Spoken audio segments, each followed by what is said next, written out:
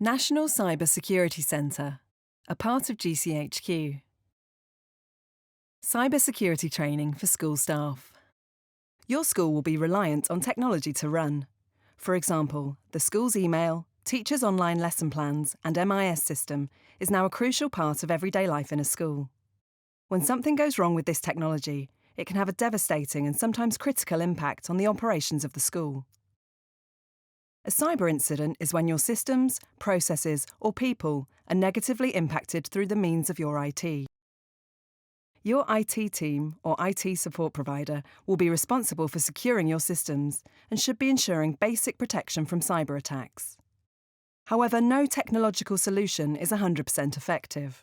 Often the best defence is staff who are aware of the main cyber risks and threats to a school. School staff can be a crucial part of a school's cyber defences by following some key cyber security steps. Your school should have an IT security and acceptable use policy. This guidance should be read alongside these to ensure you understand your school's policies. Agenda. During this training, we will look at how and why cyber attacks happen, but also give you some tips to ensure you are practicing good cyber hygiene in both the school and at home. First, we will look at the results of a cybersecurity schools audit. Then we will look at the types of people that might be at risk to your school from a cybersecurity perspective. We will then look at practical steps you can take to protect yourself and your school from cyber attacks. Statistics from cybersecurity in schools audit. A recent survey looked at cybersecurity in over 400 schools. The key responses included 83% of schools had experienced some type of cyber incident or attack. 69% of schools had suffered a phishing attack. This was the most common form of cyber attack across the schools surveyed. 97% of schools said losing access to IT would cause considerable disruption. This is not unusual considering how dependent schools have become on technology. 65% of schools don't train non-IT staff on cybersecurity. When trained, staff play a valuable role in defending against cyber attacks and incidents. Who is behind the cyber attacks? There are all sorts of individuals and groups that might wish to target a school. They may try to con or use unknowing staff to gain access to the school's data or money. You might also be caught up in an untargeted attack or incident. Often perpetrators send out blanket emails to organisations in the hope that a member of staff clicks on a dodgy web link or attachment. To begin with, we're going to look at schools that are targeted. In a school, you may face targeted threats.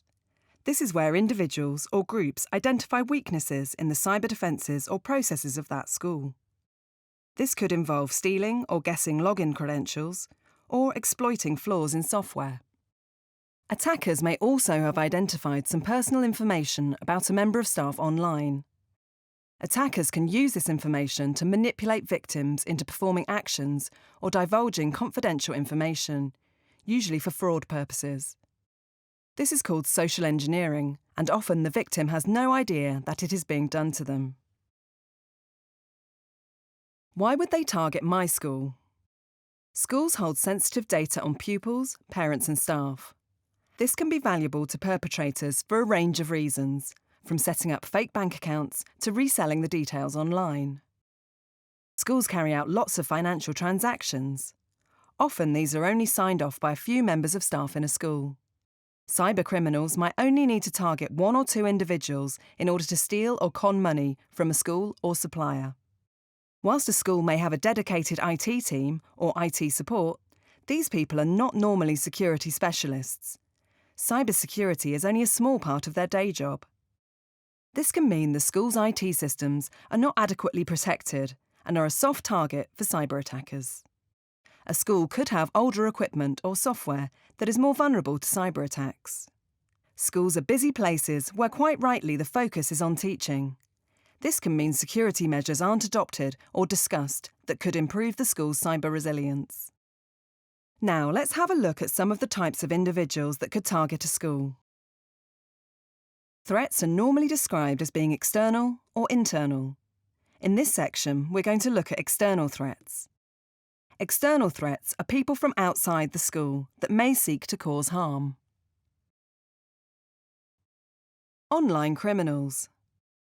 Criminals are generally interested in making money and are very good at identifying what can be monetised. They will steal and sell sensitive school data. They can also block access to IT systems and demand a money ransom to let you back in. They may also look to exploit weak school processes and may target members of staff that authorise school payments. This could involve taking advantage of how you log into the school IT systems and services. Organised criminals have the resources to perfect their approach. We're now going to watch 2 short video case studies. These are based on real events and demonstrate how the threat from cybercriminals have impacted schools.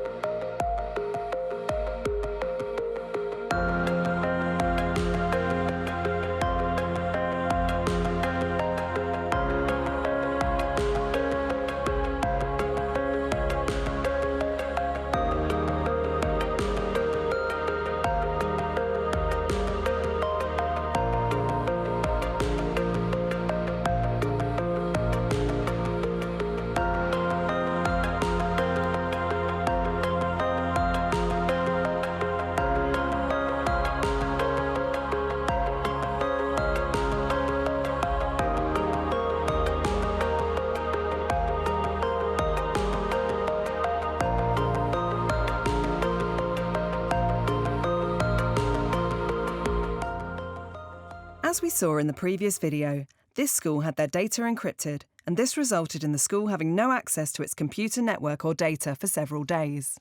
The criminals began the scam by phoning the school and pretending to be from the Department for Education in England. It's worth noting, criminals might pretend to be from any education department in the UK, depending on what school they are targeting.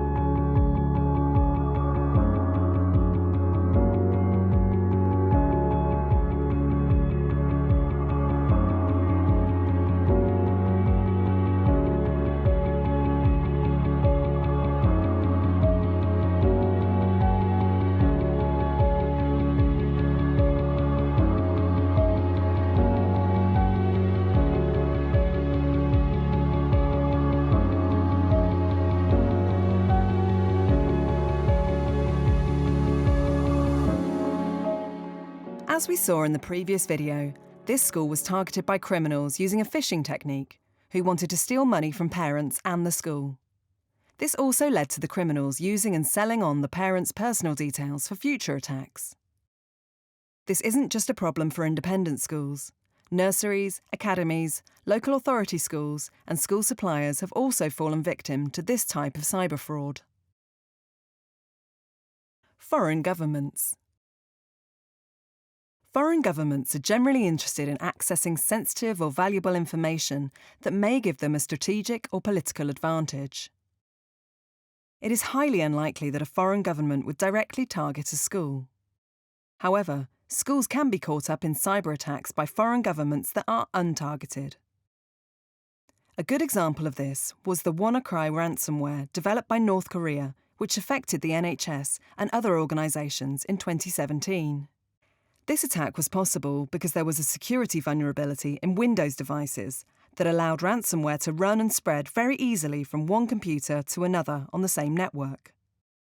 Whilst this ransomware has been attributed to North Korea, it is not believed that they specifically targeted the NHS. Threats from inside the school. We're now going to look at threats originating from inside the school. Whilst it is common to think about the threats that may come from outside your school, there may also be attempts to access your data or disrupt systems from inside the school. This is commonly referred to as the insider threat. On very rare occasions, it may be a disgruntled employee, or more commonly, an honest mistake from a member of staff. However, in a school you might also have curious pupils eager to practice their hacking skills. Potential threats from pupils. These days, pupils have access to an abundance of material on the internet that can guide and coach them on computer hacking. There are plenty of tutorials, videos, and free tools that they can use to practice their skills. It may be that your pupils are just curious and are looking to test their skills with no malicious intent. They may not completely understand the implications of their actions and might do something that seriously impacts your network. Other pupils may be looking to disrupt the school network just to be a nuisance. Think of it as the modern-day equivalent of setting off the fire alarm. They may also try to access their own data or their friends to change behaviour records or coursework grades. There are many websites that offer services to help attack networks and websites for a small fee. This may be in the form of a distributed denial of service attack, where lots of internet traffic is deliberately aimed at the school to overload its network. This can be very disruptive, leading to IT outages lasting for hours. Although it doesn't delete or change information on the school's network, distributed denial of service attack can prevent access to critical internet-based services. We are now going to watch another short case study of a real cyber event that involved a pupil which took place in a school.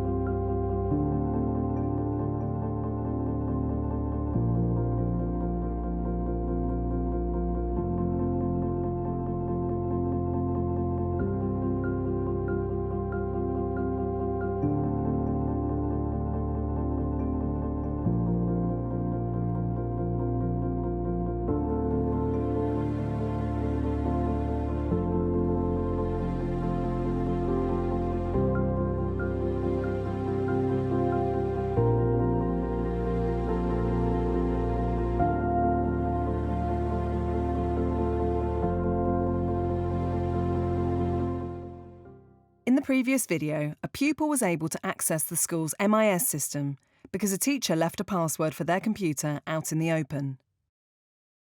The teacher had used this same password for the MIS system and other school IT accounts.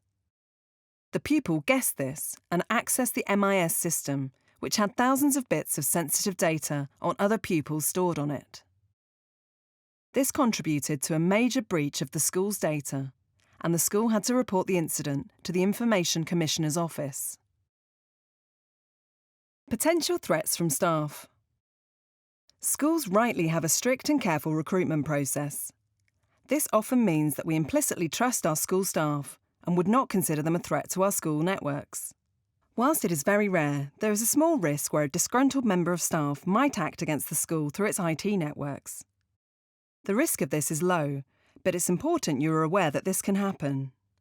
If individual members of staff have increased levels of IT access, they also have the potential to cause increased levels of damage to the school's IT, either accidentally or on purpose. To help defend against this malicious activity, you should understand your school's whistleblowing policy to raise a concern if you see something that doesn't seem right. We're going to look at another short video animation.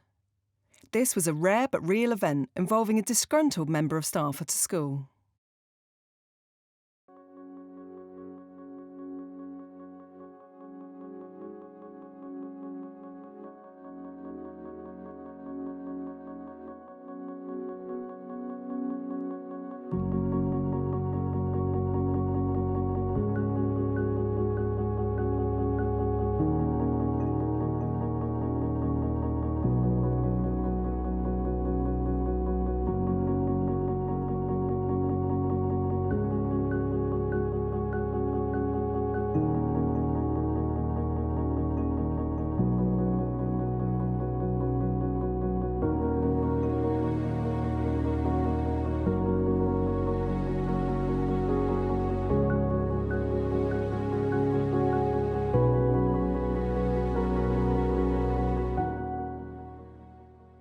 Thankfully, whilst these types of incidents are rare, this case study is a good reminder that there is still a risk from staff in this way, and schools should be aware of it so they can manage it.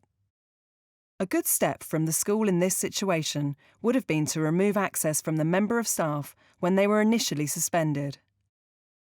It is important to remove access to the school's IT when staff move on from the school. This is also relevant for temporary members of staff. Accidental cyber incidents. Accidental cyber incidents by staff or pupils are far more common than malicious insider attacks.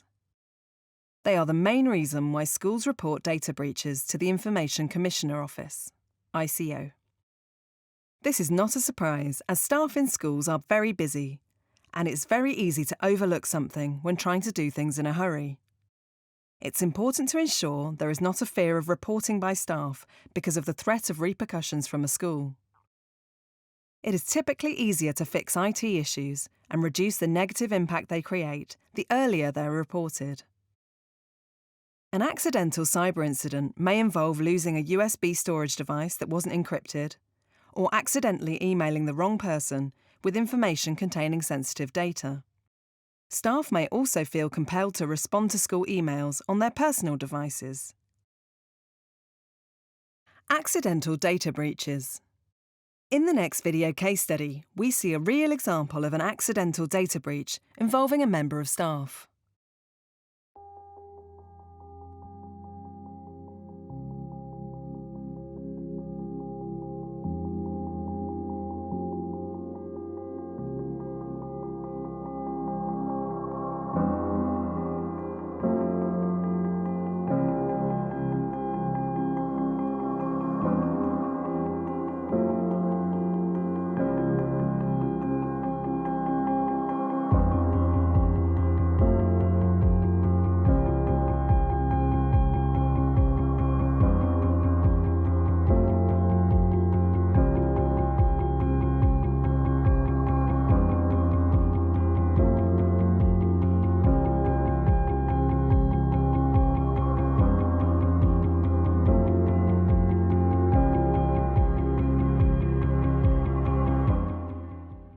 As we saw in this case study, storing data on a USB stick that has no password or encryption could lead to a major data breach if it is lost or stolen.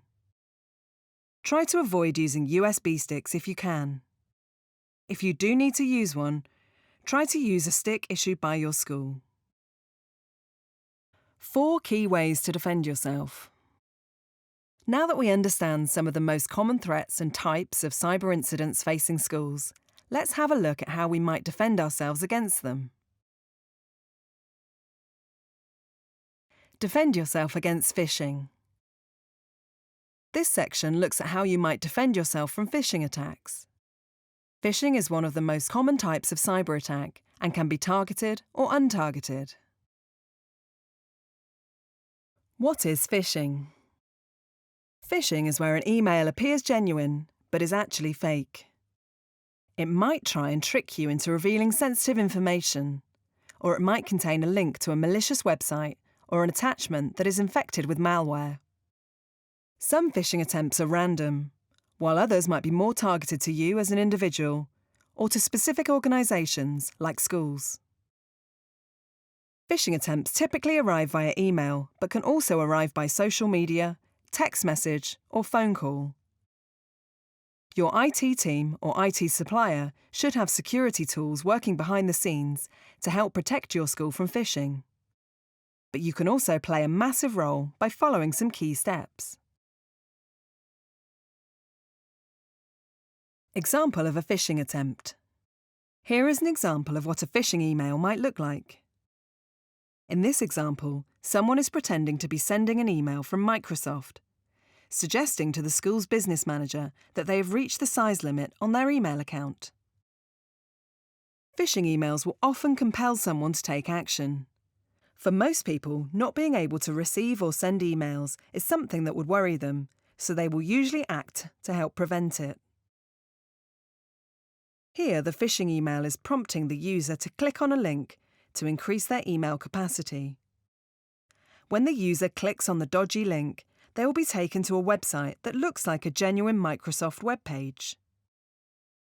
Once the user enters their username and password on this web page, the attacker will have access to these details and will use them to access the business manager's email account.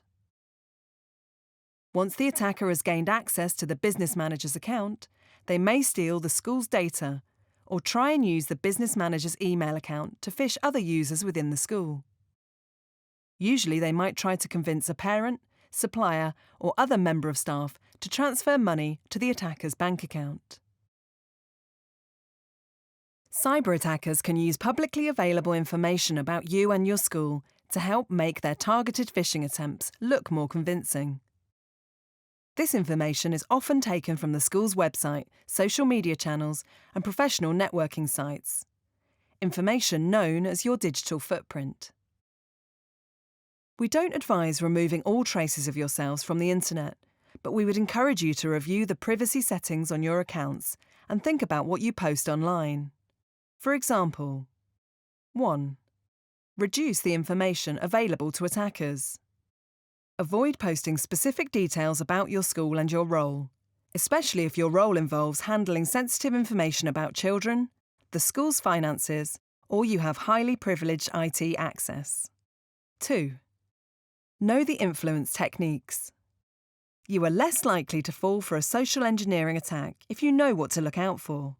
Hallmarks of a phishing attempt include urgency or authority statements that pressure you to act. Checking for poor spelling and grammar is also a good place to start, but this won't apply to all phishing emails. If you have a feeling that something doesn't look quite right, then it probably isn't, and you should ask for help. 3. Know what normal looks like. Cyber attackers using phishing techniques often target certain people and processes in a school. For example, cyber attackers looking to steal money from your school might target someone in your finance team to influence your school's invoice process. Make sure you know your school's invoice policies and processes so it's easier to spot unusual activity. 4. Don't be too embarrassed to ask for help. Many phishing attacks rely on the victim being too embarrassed to ask colleagues for help. For example, if someone contacts you claiming to have compromising or personal material about you, don't be afraid to raise it with your IT team or manager. Phishing emails might also try and confuse you with technical terms and ask you to pay a ransom for their silence. They may even have discovered one of your passwords through an earlier data breach. This could have come from a website you've previously used that was compromised in the past. This means the cybercriminal might already have your email address and password you used for that website account, which is why it's extremely important to avoid using the same password for different accounts. 5. Report if you click. Phishing attempts can be very difficult to spot. If you fall victim to one, don't panic. If you do click on a link or a file by mistake, it's important to tell the right people immediately. This will reduce the potential harm caused. Find out who in your school to report such an incident like this to. Use strong passwords.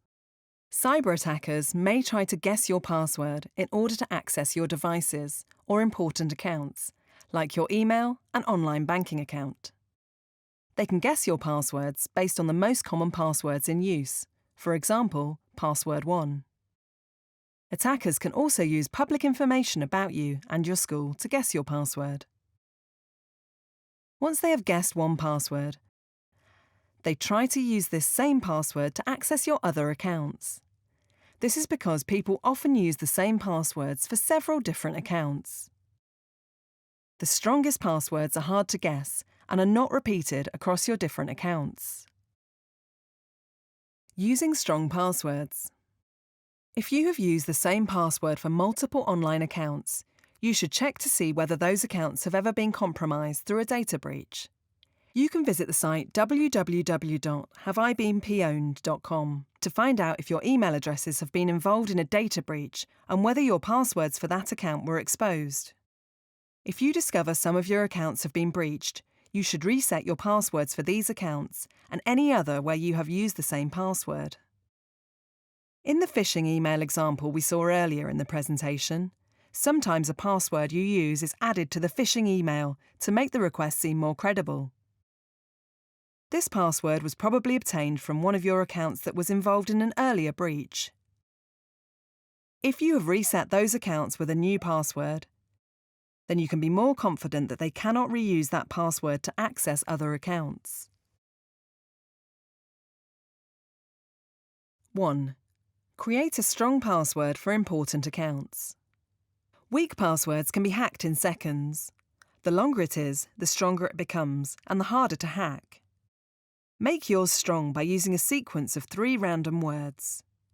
You can make it even stronger with special characters. So, Flamingo Headman could be 42 at Flamingo Headman. Starting with your most important accounts, such as banking, email, and social media, replace your old passwords with new ones by stringing 3 random words together. 2. Use a separate password for your work and personal accounts. You are likely to have loads of online accounts. If one of those accounts gets compromised, you don't want the attacker to have your school password, so make sure your domestic and work passwords are different. Try not to use your school email address for personal websites or applications, and use a separate, unique password for your email accounts, so you will often use that email address to reset other passwords. 3. Where available, switch on two-factor authentication for important accounts.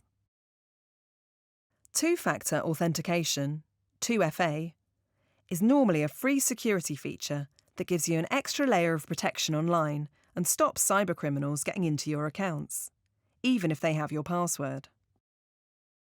It reduces the risk by asking you to provide a second factor, such as getting a text or code when you log in, to double-check you are who you say you are. Check if the online services and apps you use offer 2FA. If they do, turn it on and begin setting up with accounts you care most about, such as banking, email, and social media. For your school accounts, this may be enabled by your IT team or provider. 4. Store passwords securely. Using the same password all over the internet for your accounts makes you vulnerable. If that one password is stolen, all your accounts can be accessed. It's good practice to use different passwords for the accounts you most care about. Remembering lots of passwords can be difficult, but if you save them in your browser or a password manager, you don't have to. Online service providers are constantly updating their software to keep your sensitive personal data secure. So store your passwords in your browser when prompted. It's quick, convenient, and safer than reusing the same password for all your accounts. If you do need to write a password down, make sure you lock it away in a secure place. Secure your devices. In this section, we will look at how you can protect both your school and personal devices. Whilst the device that you use for school is likely to be managed and protected by the IT team, there are some things you can do to ensure your device stays safe and secure. You might also access school data on your own devices or use external devices to store that data on. It is equally important that you keep those devices secure, as any cyber incident on them could impact on the cybersecurity of you and your school. Make sure that you are complying with your school's IT security policies if you are using your own devices or external storage. Secure your devices. 1. Do not ignore updates.